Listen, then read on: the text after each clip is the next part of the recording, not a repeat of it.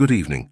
There's a tension that lives beneath diplomacy, one that speaks volumes about power, accountability, and how governments choose to remember what they've decided to forget. On Tuesday of this week, the world watched as something deeply troubling unfolded in the Oval Office. A question was asked that shouldn't have needed asking, and the response revealed where we stand today in our relationship with morality in politics. Let me take you back to 2018. Jamal Khashoggi was a journalist, a columnist for the Washington Post, and someone who believed in speaking the truth even when it made powerful people uncomfortable. He walked into the Saudi consulate in Istanbul on October 2nd of that year and never walked out. What happened inside those walls still haunts the conscience of those who know the details. He was murdered. The Saudi government later admitted this, but only after initially denying it. They called it a rogue operation.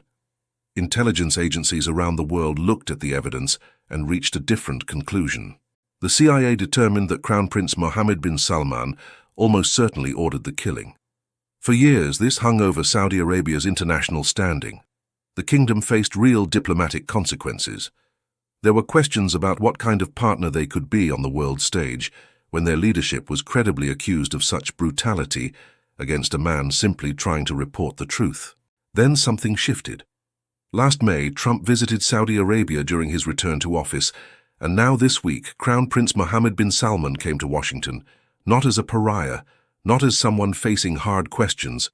He came as an honored guest. Fighter jets flew over the White House. A military band played. The Crown Prince received full state honors, the kind of reception typically reserved for the closest of allies. And then a reporter asked about Khashoggi. In the moment it happened, you could feel something change in the room.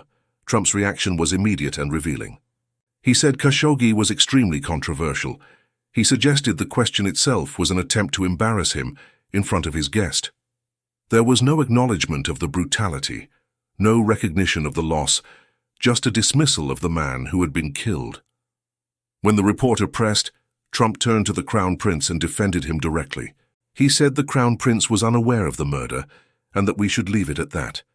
This despite a CIA assessment that determined the prince almost certainly ordered the assassination. The Crown Prince then offered his own response, calling it a painful issue and a significant error.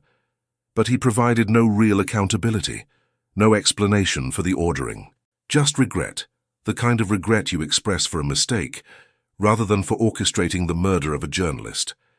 What makes this moment so significant is not just what happened, but what it represents. It signals that the era of consequences for this crime is over.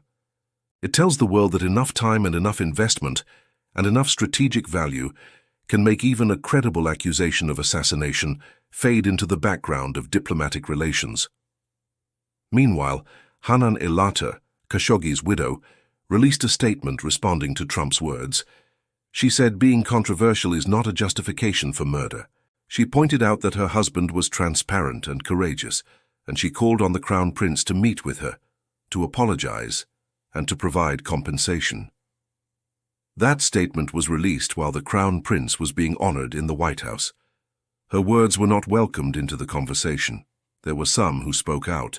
The Washington Post published an editorial noting that Trump's statements disrespect Khashoggi's legacy and contradict the facts. But those voices were largely drowned out by the fanfare of the state visit, the announcements of increased investment, and the discussion of military sales. Saudi Arabia's commitment to invest in the United States increased from $600 billion to an astonishing $1 trillion. Trump announced a new defense agreement.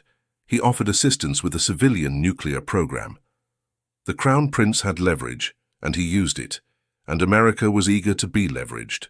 The broader pattern is worth understanding.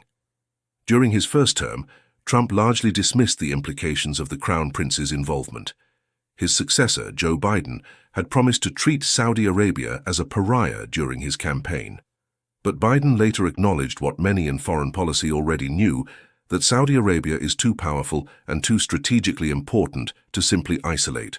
So he eventually visited the kingdom himself, though his visit was largely unsuccessful.